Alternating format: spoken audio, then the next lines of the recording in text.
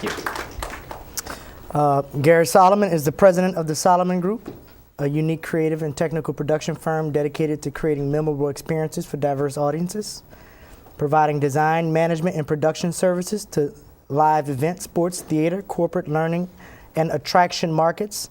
Solomon Group works with clients to bring stories, brands, and environments to life through the use of advanced technologies and innovative theatric techniques. Under Gary's leadership, Solomon Group has quickly become a leading force in the Gulf South's emerging entertainment and technology industries. His eclectic roster of recent projects has been developed in museums, theaters, arenas, convention centers, and outdoors. Gary further expanded the Solomon Group by creating Solomon Design Associates, I didn't know about that, which provided audiovisual and technology design, consulting, and management services to large commercial properties. Additionally, he serves as the managing director of La Petite Theatre de Vieux-Carré, leading the development of a strategic plan for the 95-year-old theater's future success. Gary earned his degree from New York University, where he studied in the technical production track at the Tisch School of the Arts. He's also a guest lecturer at NYU. Gary teaches undergraduate students about developing entertainment concepts. He serves on a board of the No AIDS Task Force, the New Orleans Center for Creative Arts, Young Audiences of Louisiana, and the Intercultural Charter School.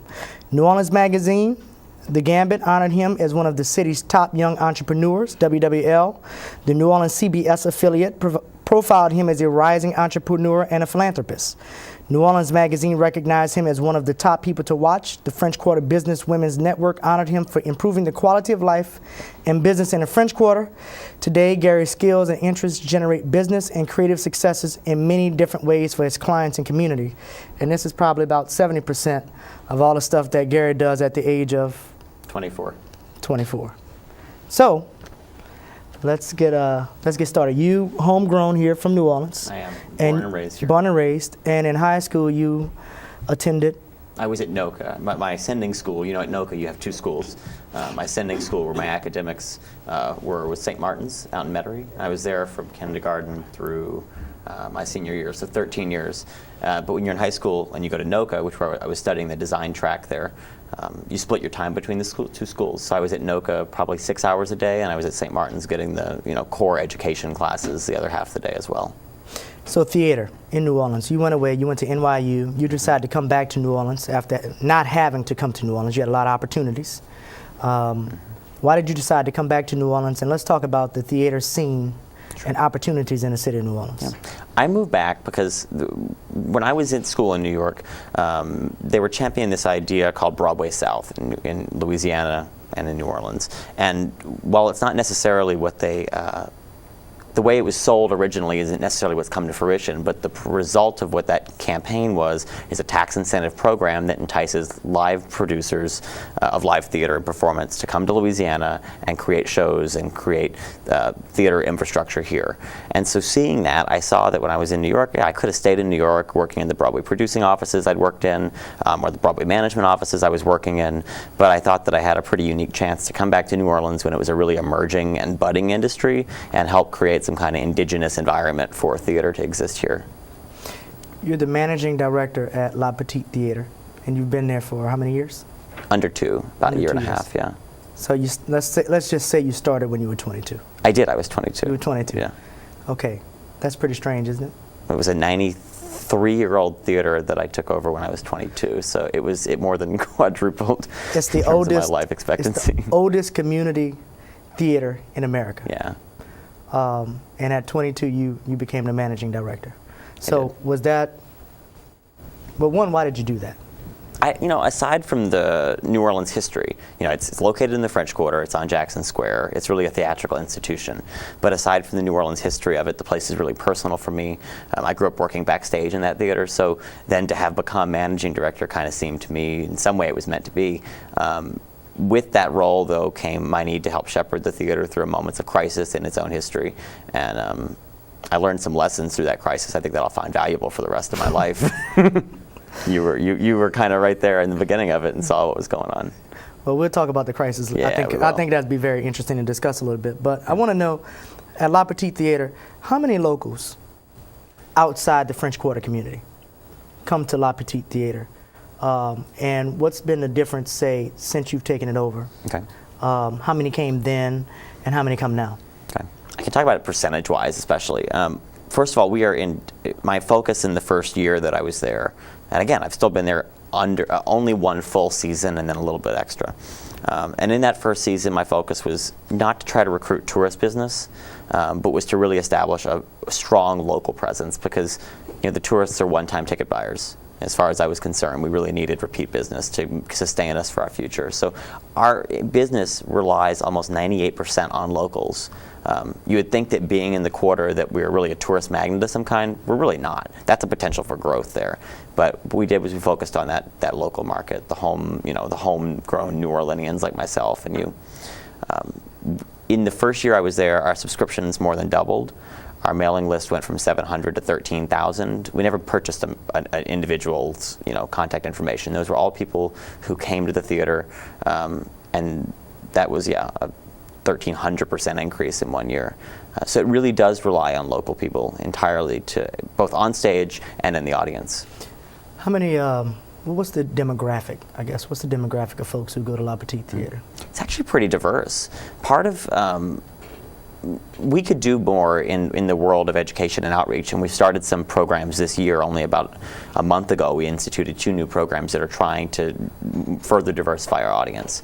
But I will say, one of the things I did when I first came in was I looked at the pricing matrix, essentially, and everything was one price. There was no, it was $35 for a ticket, let's just say, whether you sat in the back of the balcony or in the front, or you came on a Thursday or you came on a Friday.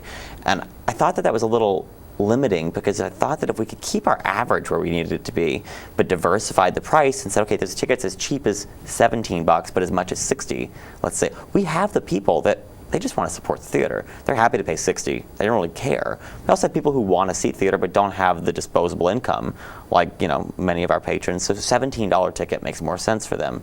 By diversifying that ticket prices, we actually diversified our audience in a pretty incredible way.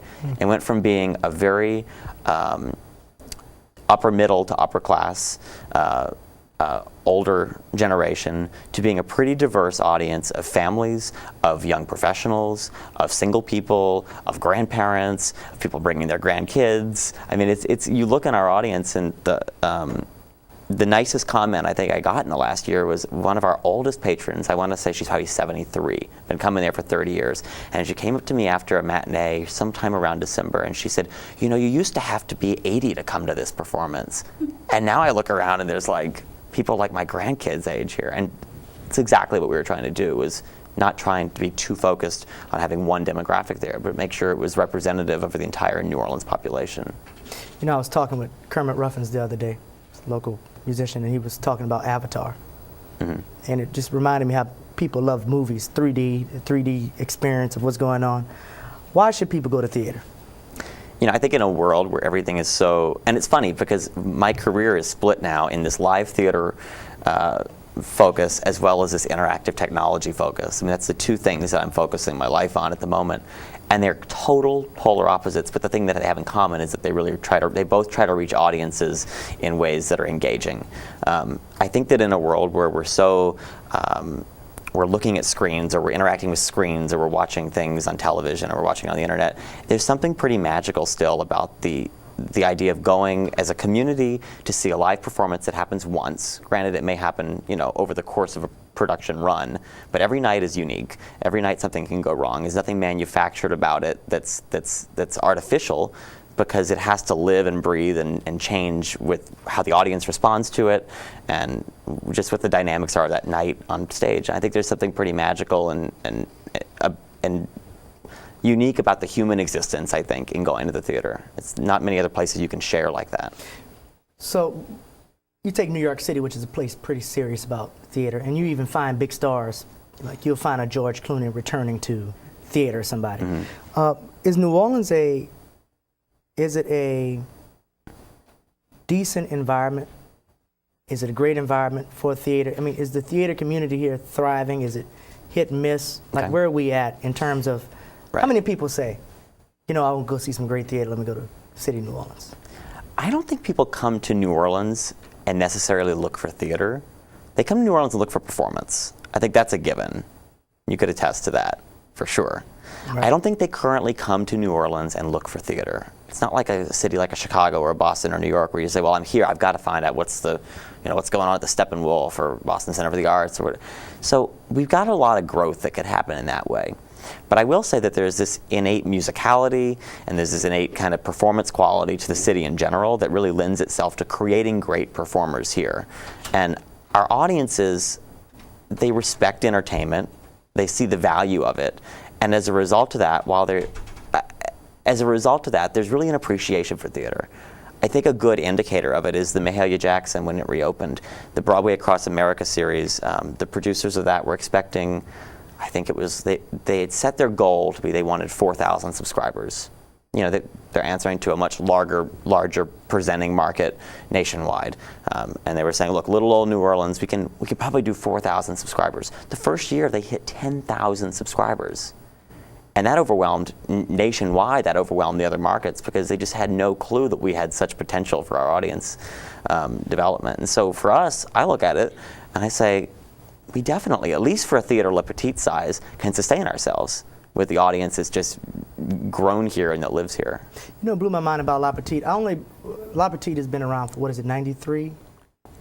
95 now. 95 years. Yeah. The building itself is how old? Oh God, I think it was like early 1800s. It was built as the home of the last Spanish governor of Louisiana. What amazes me is that this theater existed. I only went to La Petite the first time maybe 4 years ago, after the storm. Mm-hmm. And I always think about how many experiences, assets, opportunities exist in a city that even someone like myself, Right. And I think I'm kind of the artistic scene, may not know a lot about it. Mm-hmm. Do you find that is was I just kind of one of the few in the blind? Is that a classic scenario in New Orleans? Why do you think that is the case with something like La Petite Theater? This maybe starts the conversation a little bit. I don't want to jump the gun on what the crisis was, I guess you could say. I'm interested I've been interested in kind of understanding that moment in the theater's history. Okay. Because it is unique. I mean, how at 93 it was in such a dire condition. But won't you bring everybody up to speed who may not know what was going on with the theater? Right. The brief history of the theater is it was created in 1916 as a private club by wealthy businessmen and their wives, really, to present plays in the drawing room or the living room of one of their members' home. And so over the course of the theater's history, like this little private club became what was a much larger private club. And for many years, until about 25 years ago, you couldn't buy an individual ticket. There was no box office. You had to be a member to see the plays that were produced there. And what happened was these community theaters existed across the country, but about 25 years ago, they started turning into professional, not-for-profit regional theaters. And New Orleans, like so many things, we held on to an idea, and as a result, we lost track with the rest of the country in terms of evolution of what the theater was and how it's like we did with a whole bunch of other stuff. Like we did so much years ago. Yeah, and so I think what happened in a lot of ways was we were so locked into the history of it, we were talking about what we were instead of what we wanted to be. And I think that's the problem that Le Petit faced for the last maybe 2 decades, was that it stopped evolving while the rest of the world was evolving around it. So you came to the La Petite issue. Well, at the moment you showed up on the scene, when you first got wind that maybe I should assist, what was going on at that point in time at La Petite? They were trying to get a handle on what the situation really was. It had snowballed in such a way that I don't think anybody really had a clue that was enough information to make any kind of big decision on, Right. A lot of speculation, a lot of suspicion, but there just wasn't anything you could pinpoint. You couldn't even pinpoint what the financials were. You couldn't pinpoint what the attendance figures were. It just had kind of lost control. And so when I kind of came onto the scene in that way, I just moved back from New York, and my good friend Brian Batt, who had a long history with that theater, he said, you got to get over here and help us in some way, right? So I went in and just trying to help them understand what was really going on and not being clouded by the emotion of the whole thing that so many people who were there trying to do their best, they were so emotional about it because they'd been there for so long. It needed someone with some fresh perspective and not a whole lot of emotional attachment to it to just evaluate it and just call it what it is straight up. So that's what my initial involvement was just trying to help them understand the situation. How bad was the situation? It was rough. They were accumulating a 6-figure deficit annually that I don't think they realized. Their attendance had dropped pretty significantly. Their doors were closed more. They were growing a 6-figure deficit annually. And not realizing. Now, when you say they, you mean the organization. Yeah, okay. I mean, between management and governance, just the whole. Because somebody had to understand that they were. I'm not trying to be time. No, you're right. Someone had to, but I don't think that as a whole, everyone at the table understood what was going on. Right, you know, gotcha. They got a sense there was this robbing Peter to pay Paul thing going on, but no one really knew what it meant. Like just straight up black and white or red in that case. What did it mean? And it came from before the storm, before Katrina, they were doing this renovation. They lost a season to this renovation. They needed the new season of 2005 to be a big success. We know what happened August 29, 2005. They lost another season as a result of it. Then they had building issues to repair. They lost subscribers that moved away, or the subscribers that stayed in town, or the patrons. Theater was not just a high priority. Everybody had such issues in their lives. It was this snowball effect that at some point they just got so far behind the 8 ball that they just couldn't really even evaluate what was going on.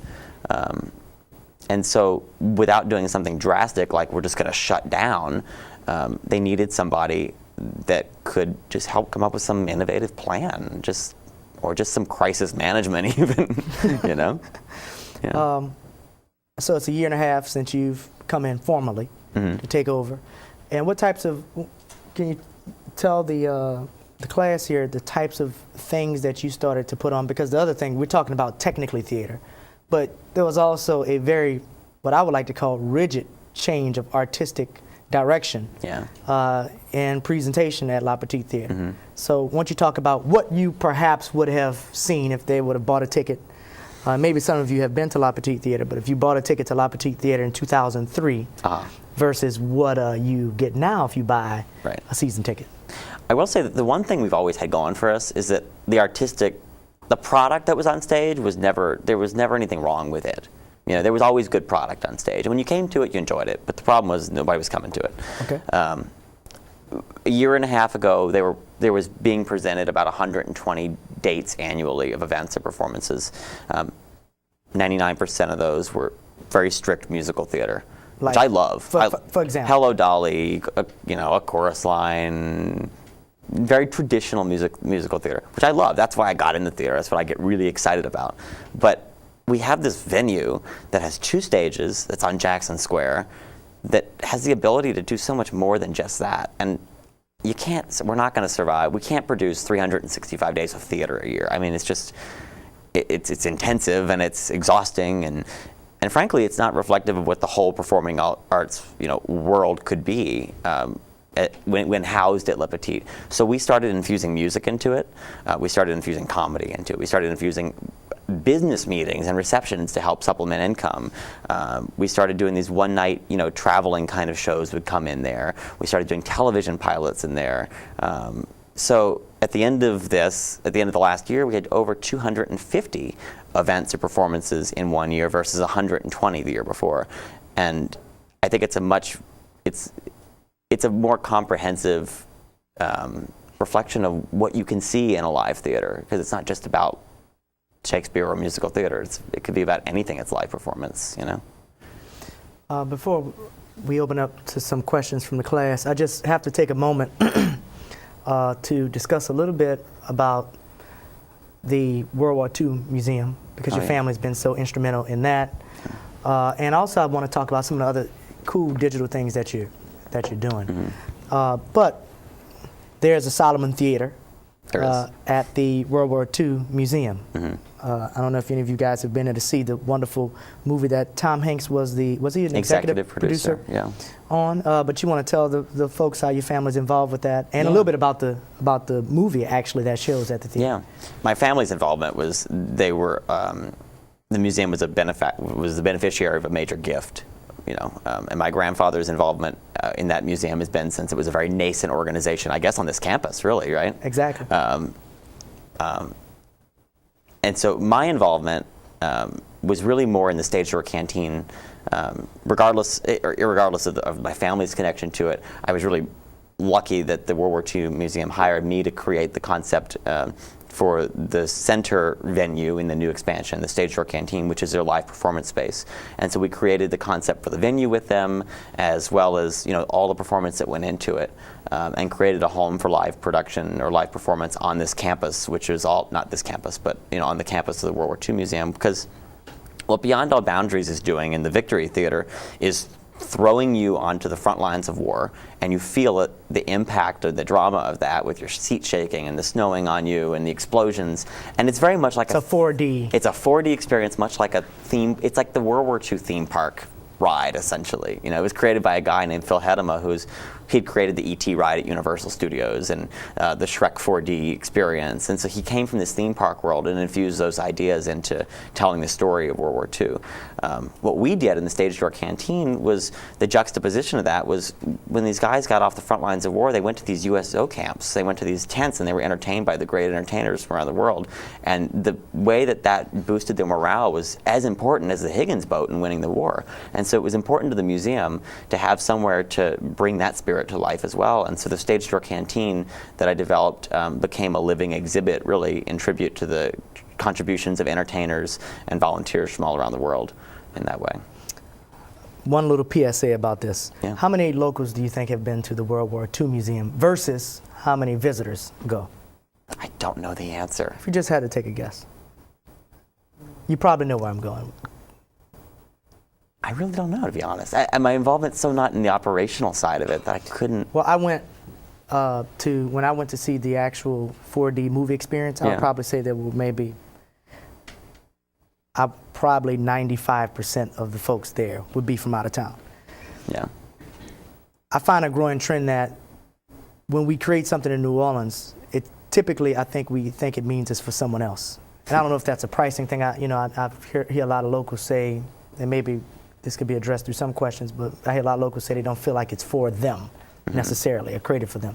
But you being involved in a community theater, right, which is for the people with that, but also being involved in so many different things, is that something that you find to be a ongoing challenge, or is it not something you really have to think about addressing on a daily basis? Because success, you incorporate that into your vision for success anyway.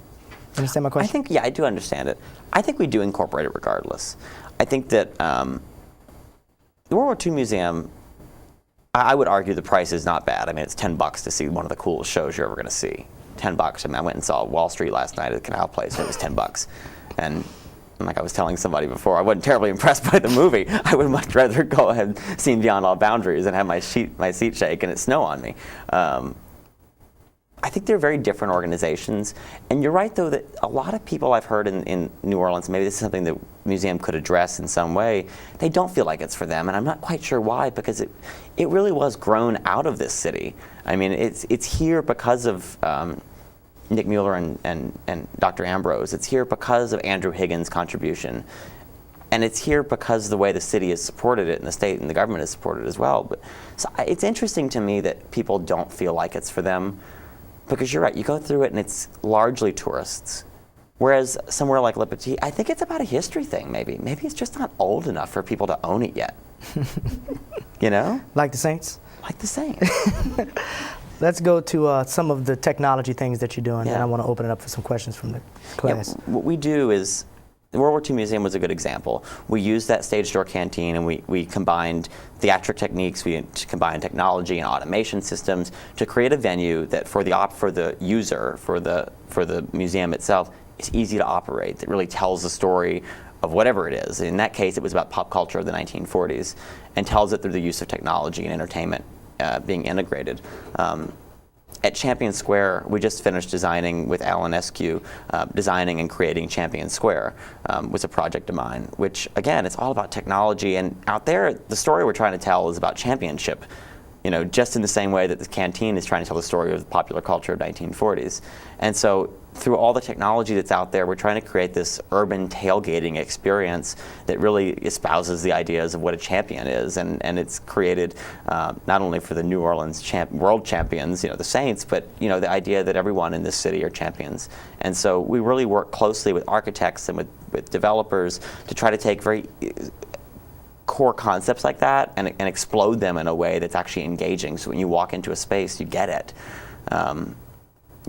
That's the difference, I think, in an older way of going to a museum where it's all about display cases and things on the walls, to where now I feel like when you go to a museum, it's like going to a theme park. It should be like going to the theater, where you're actually kind of thrust into the world of whatever the topic is. And it's the same thing we're doing for this Louisiana State Museum project at the Presbyterian, creating this hurricane science and history museum out of the whole bottom floor of the Presbyterian with these really engaging media integration opportunities. When will that be done? A month. In October 23rd, we open that. It's soon. Yeah. October 23rd. October 23rd. So we get some free passes for the... Yeah, I bet we could do that. Yeah, Le Petit passes, Louisiana State Museum passes, whatever. All right, it's a deal. We'll do it. All right, before we open it up for questions, we do sort of a prose questionnaire with a word association. So I asked you something. Oh, geez. Okay. You're going to be great at this. I've seen this on Inside the Acting Studio. Mine's a little bit more rugged. Okay. All right. So I say a word, you say the first thing comes to your mind. I ask you a question, first thing comes to your mind. The whole idea is to be completely unedited so you can lose your job when you leave here today. Right, and this is recorded. Thank you. All right. Okay. All right, you ready? Yeah. MySpace. Facebook. Facebook. Facebook. Twitter. I can't do it. Macintosh. We're all Apple in our office. I love it. IBM. It's ancient. Mitchell Andrew. Thank God. Bobby Jindal. No comment. That one I have to go no comment on. The University of New Orleans. It's a great place. My mom and dad met here. Really? That's what I think of when I think of UNO. Is my mom and dad met in the library here. My parents met it too. Yeah. Good what- products coming out of UNO. You know what I mean? What is your favorite word? Engaging. What is your least favorite word? I think disassociating. I don't like the word. Like, I hate things that are disassociative, that they disconnect you. Disconnecting, I think is the word I was looking for. What turns you on creatively, spiritually, or emotionally? I think stories. What turns you off? I think greed. What is your favorite curse word? Shit. What sound or noise do you love? Musical theater. What sound or noise do you hate?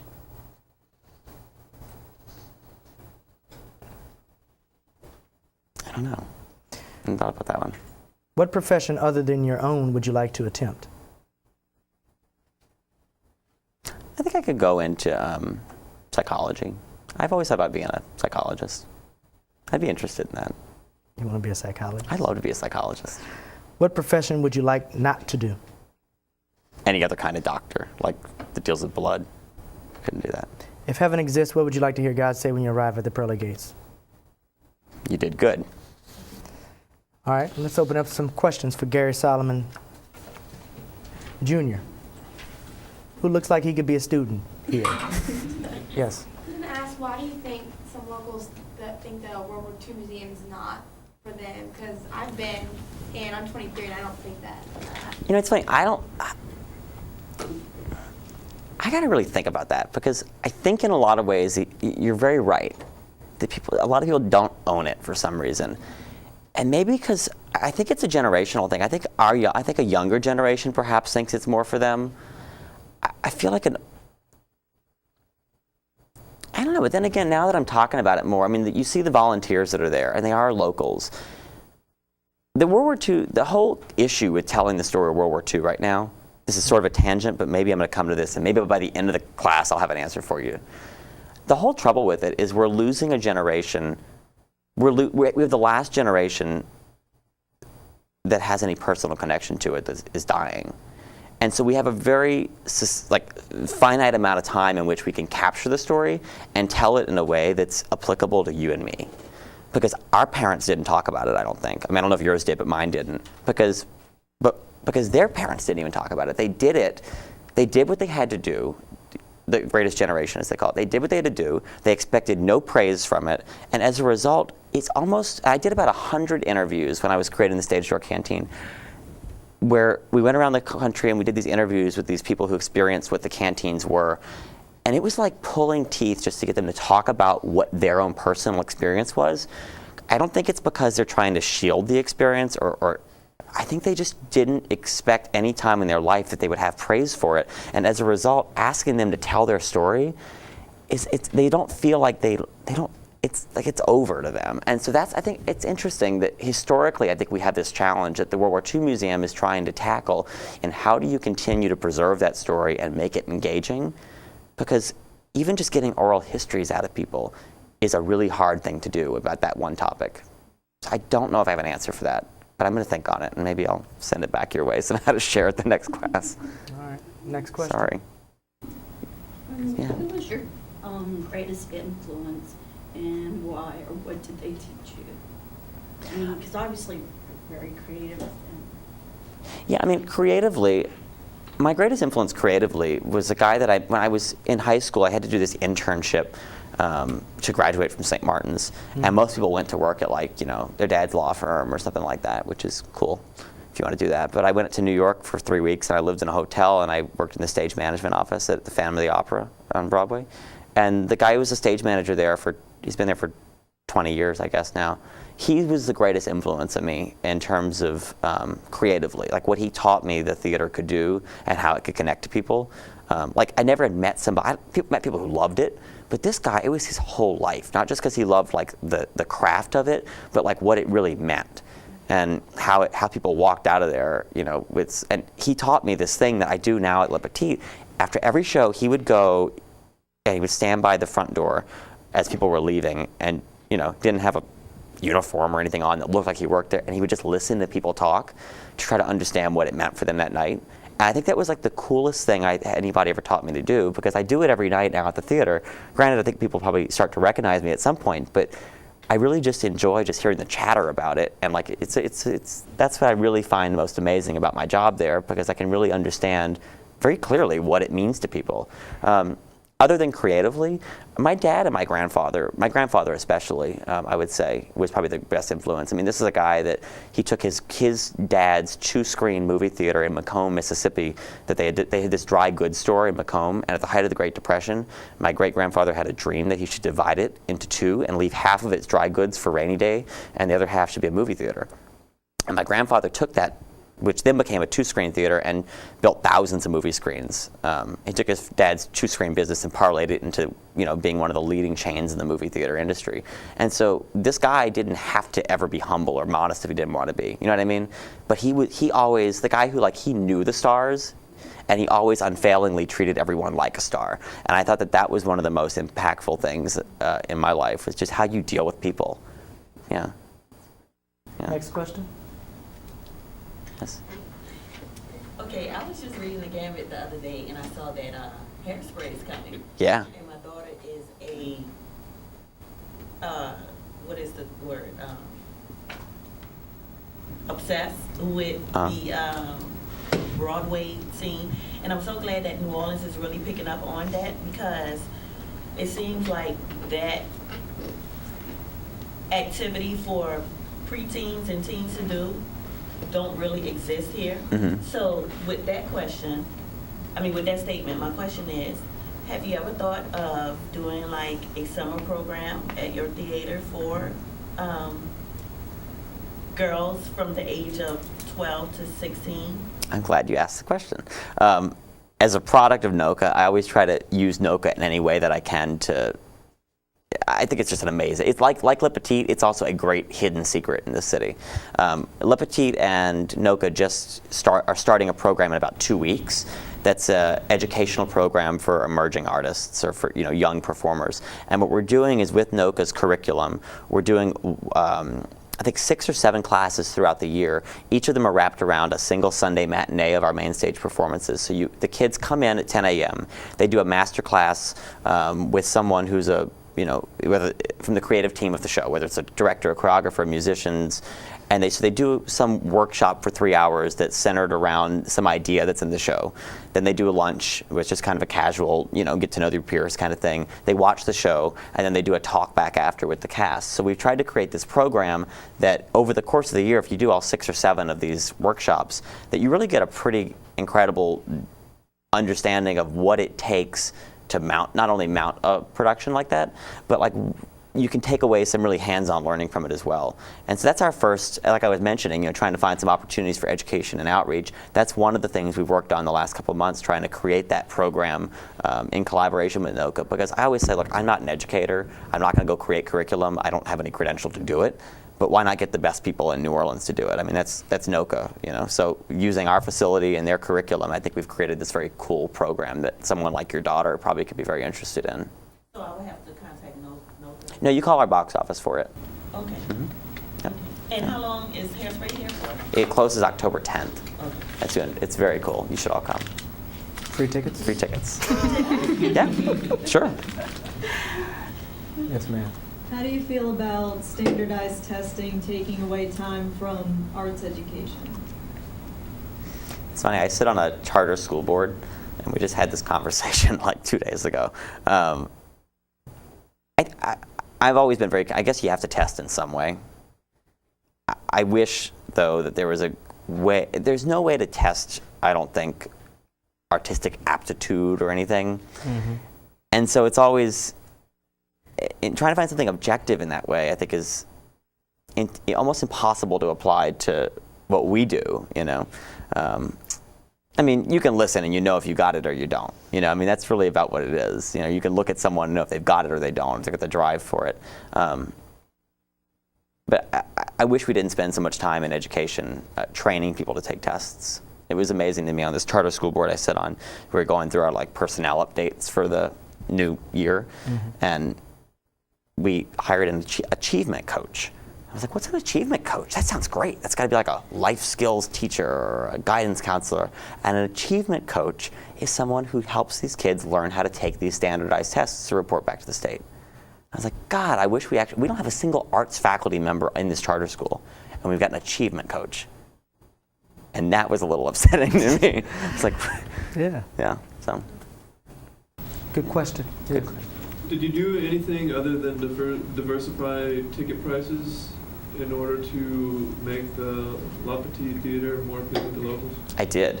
I think what we did. Can you give the structure of La Petite? So you kind of explain what you had to work with. There is a board. It's a very traditional nonprofit organization that's governed by a volunteer board of directors that we as management or a staff answer to. If you don't know anything about the relationship between management and governance, the governing body is creating policy and making sure that we're fulfilling mission-driven activities all the time. And we work inside the framework we're given in that way.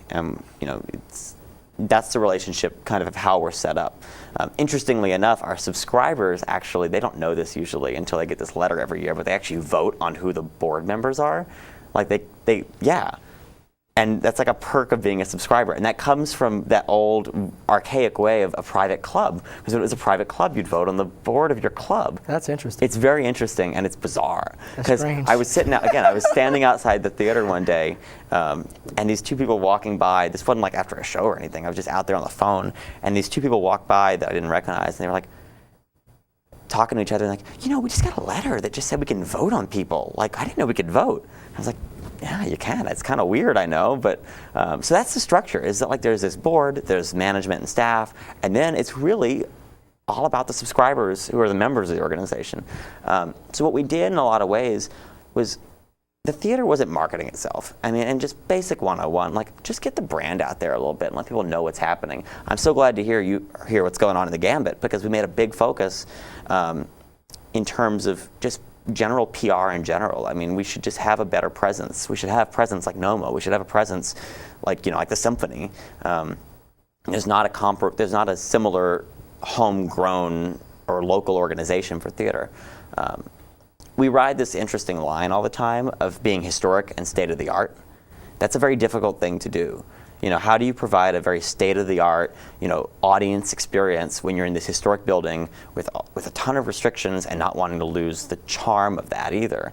And that's the most difficult thing. But what are some of the restrictions? I mean, I remember all this from you know, being involved. But what are some of the restrictions? You can't even have a marquee. I mean, we're the only theater I know of in America without a marquee, you know, that says what's coming up next. Why can't you? Because I'm on Jackson Square, and it's like you're only allowed a certain amount of surface area for signage, and so there's just basic stuff like that that's you walk by the theater, and if we're not open, meaning our doors aren't like physically open, which of course we close them at night, you don't know what's going on inside or what you're looking at, because once it's shuttered, it's just another building, you know? And we're trying to be good neighbors. We could break the rules and put up signs and stuff if we wanted to, like these restaurants and these tourist shops. We're trying to be good neighbors because we're on, you know, a very important property.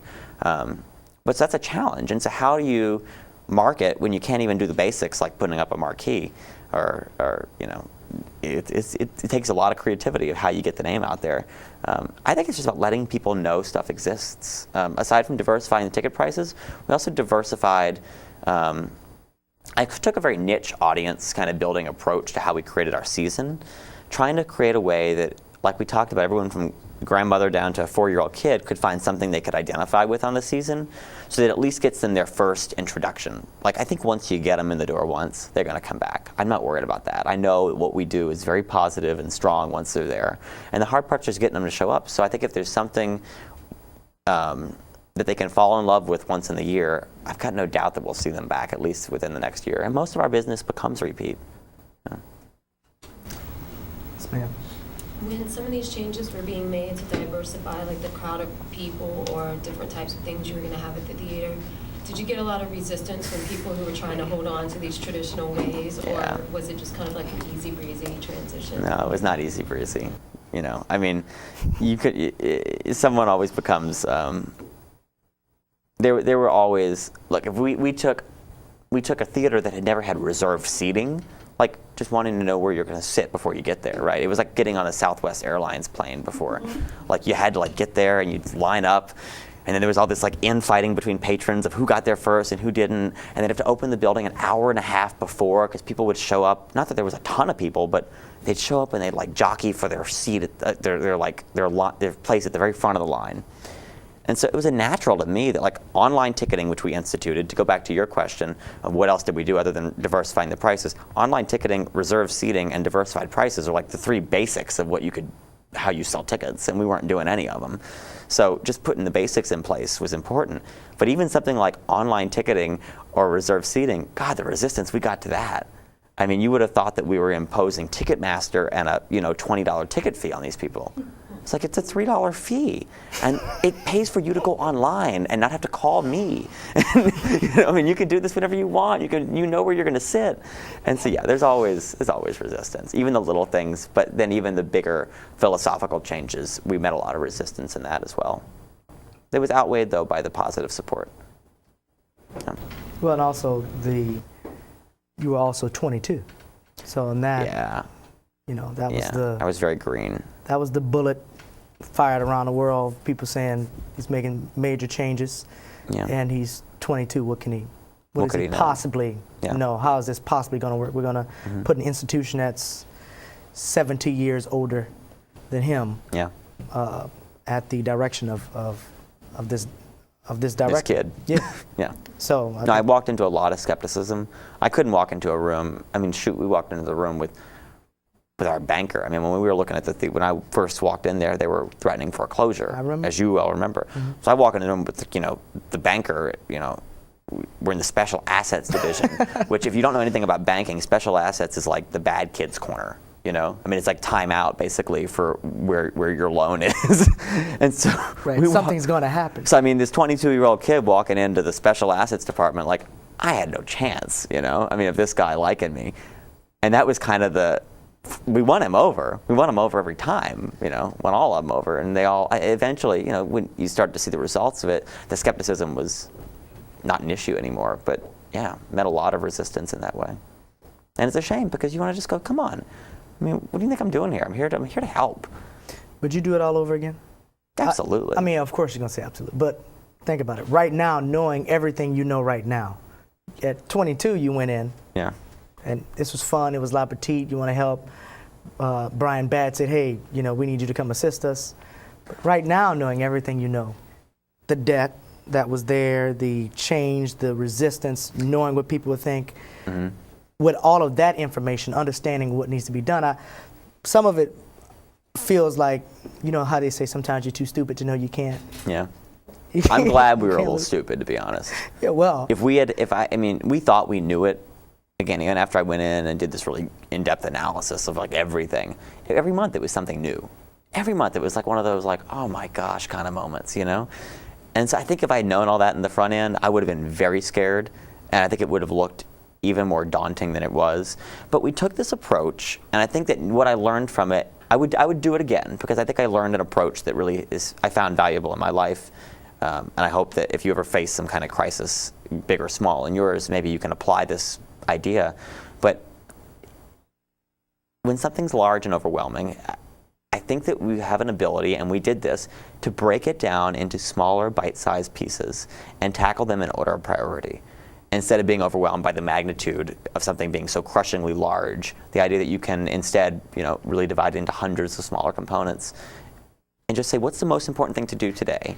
And if that's all I can get done, then that's good enough. I'm going to do what's most important today, and tomorrow I'm going to do the most important what's next, and just go down the list. And that's what we did, in essence, without any real organization to that strategy. We did it, but we didn't know we were doing it. And now looking back, I think as I've faced some other larger problems in business in the last year and a half, just in regular project management, I've tried to apply that really, and it's really helped. Just being able to look at it and remind yourself not to be overwhelmed, and just how can I divide it out, and who can I bring to the table as partners on each of these smaller issues. That's how we did it as an organization. We didn't do it just 5 of us. I started with a staff of 0. Now there's 5. It's still not a whole lot for an organization that's producing 250 events a year, but we did it with all of the support we had that came to the table as partners. Yeah. Any last questions for Mr. Solomon? What other events do you hold, and do you hold at any other venues besides the Petite Theater, World War II Museum, and the Presbyterian? I think you said. Yeah, my company, we do a lot of corporate events too.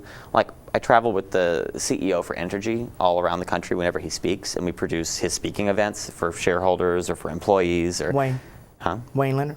Yeah, actually, it's Gary Taylor that we go with. Gary Taylor. So. But I know Wayne as well, and I've not met Wayne, but so we do a lot of different kinds. We produce these events all over the country for the United States Coast Guard, for their foundation, and that honor the heroic efforts of the Coasties. We produce these video pieces that when something's happening, like when the crash in the Hudson, we somehow take that incident, we go interview victims and survivors and the Coast Guard gentlemen themselves, and we put together these video pieces that are tribute pieces, and we help the Coast Guard use them in fundraising events all across the country to raise money for their foundation. So we do a bunch of different events. We do Bayou Classic, we do a lot of events, and then now I'm producing Game Day in Champion Square every home game for the Saints as well. So that's kind of fun, other side of my life for someone who didn't know anything about football at all. You didn't know anything about football? I didn't know anything. I grew up in the theater. Come on, But so that's the other kind of events that we do as well. One other question. What do you have planned for the exhibit at the Presbyterian? You were mentioning you mentioned some things about it, but what do you have anything specific you could give out, or is it?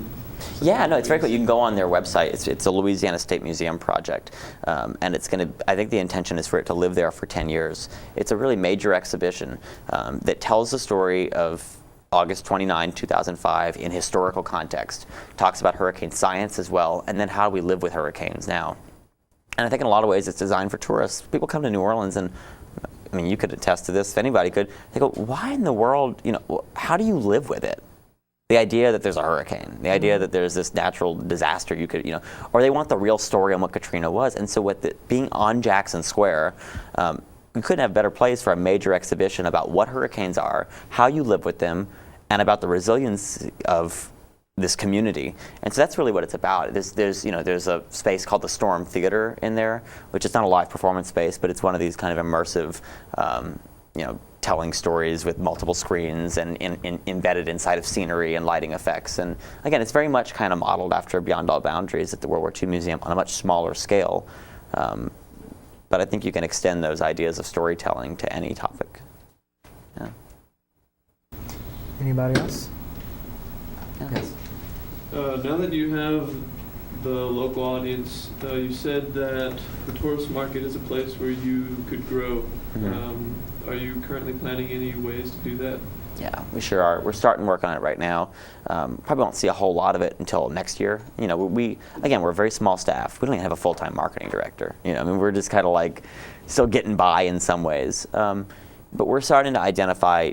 We became members of the CVB. Very basic, just a member of the Convention and Visitor Bureau. So we should have done that 93 years ago, or whenever they started the CVB. But just in small ways, we're starting to establish some presence locally. We've started doing small ideas that take very little resources, like postcard drops at concierges. I mean, as simple as that is, just sending one person out for one day every time we open a show that hits a major hit list of the top 20 hotels and goes and talks personally to those concierges and says, look, here's what's going on, here's a discount code just for your hotel, here's, you know, enabling people to make the sale for us, because we don't have the resources to go do major group sales or anything like that. And I don't think we even want to become that. I think there's a place, you know, I don't think you want to become so focused on tourist traffic or group sales that there's not even a place for locals. But so in small ways, we've started implementing ideas this year. But next year, I think we're really going to see a much more concerted effort focused on how we actually market directly to tourists. So look out for that. Yeah. Do you have any future projects that you haven't talked about? Like, do you have your eyes on Any something? secretive projects that Any you want to secret leak that I to like us to disclose right now? now? There's a couple museum projects in the state that I'm very excited about that I'm starting to look at. Nothing that's secured at the moment. The other kind of the third side of my life is this technology consultancy company, and we do much more traditional technology consulting: access control, security, surveillance, Wi-Fi, point of sale. I mean, really boring stuff, to be very honest, but it exists in every single building that you go into, and so there's a world for it. So we just finished this project for like Jefferson Parish Administration Building. We're just finishing the Sanger Theater's access control and security surveillance project. I mean, like, there's a lot of small projects like that that exist. It's the museum exhibits. That get me the most excited, obviously. I mean, how much can you get excited about swiping an access, you know, a security card on a door? You do it. It's very important. And what's cool about it, and the way I look at it, is that all those systems lie. And now in our world, everything lies on the same network. It all relies on the same network, so it should be designed by someone who understands networks in that way. And so our company, Design Associates, does a lot of work like that. Audio, visual, security, surveillance, point of sale, stuff like that. So we have a lot of small projects I didn't mention, but they would be terribly boring. Yes. Yes. Anybody else? Well, my one final question for you would be, what do you do for fun? I love to travel. I just did something the other day that I've been wanting to do my whole life. I went skydiving for the first time, and it was so cool. I went out to the Saints game in San Francisco, and I did like 2 days in wine country drinking wine, which was awesome. I jumped out of a plane and I went to the Saints game, and so that was like the coolest weekend ever. You jumped out the plane. I jumped out the plane. So Plane got up there. Were you scared? I was not scared until I had actually gotten out of the plane. So I was already free falling at 120 miles an hour. And when I saw the little plane getting littler and littler, and I was like, oh my God, what did I just do? And that was the moment I got scared. But what I do for fun is I love to travel. I mean, the thing is, like, with so much going on in New Orleans, it's hard to relax here because it's too close. So it takes getting away, I think, to be able to disconnect a little bit. I just love seeing the world and doing that. I mean, I wouldn't live anywhere else except for New Orleans or New York like I did, but I enjoyed traveling a whole heck of a lot. All right, let's give a round of applause for our guest, Gary Solomon. Thanks. And you're able to, they'll respond to you, and Stephanie will have a setup for you to blog with us and answer any other questions or whatever's going on. And through Stephanie, I guess we'll do the ticket distribution for Hairspray and for whatever else. Yeah. Definitely. I'll send it to you, and I'll get you and Casey to figure it out. Yeah. Cool, thanks. All right. All right.